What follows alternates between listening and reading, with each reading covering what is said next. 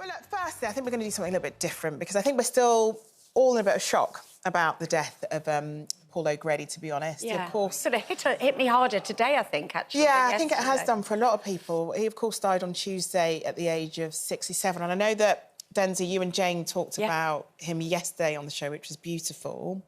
But we got into conversation about it again this morning, Sunetra, because you've worked a lot with Paul, haven't you? Yeah, I mean, I've grown up like everybody else has, watching him go from Lily Savage, who I adored and I was a fan of, and then he made that huge transition into being himself and being a personality and an actor. And in fact, we got to work together first on a show called Eyes Down, which was about a bingo hall in the north, and Paul was playing the bingo caller. It was called Eyes Down, and I was just one of the, I was obviously part of the bingo crowd with our dobbers, and Paul had to be, like, pulling out the numbers, and you can imagine it was in his element, because it was fun, it was giggly, you know, he had to rhyme in slang in the northern version, was hilarious, but what he didn't do very well was learn his lines. And he honestly, he'd look at them and go, I'm not learning that. What, a whole page? I'm expected to learn that. And we'd be going, well, you have to, because that's the whole day.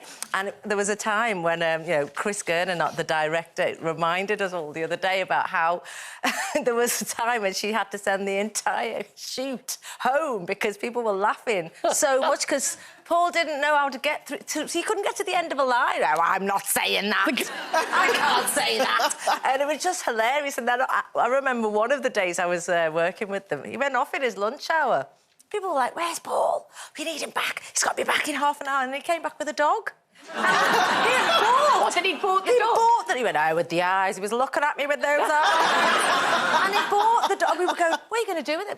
Kept that dog with him for the entire shoot. And every time I'd see him, I'd ask him how many more dogs he'd got. And of course, anyone who knew me back in, like, I don't know, 2001, 2002, if you rang my answer machine, and it was called an answer machine then, I had Paul's voice going, hello, Sunetra's not here at the moment.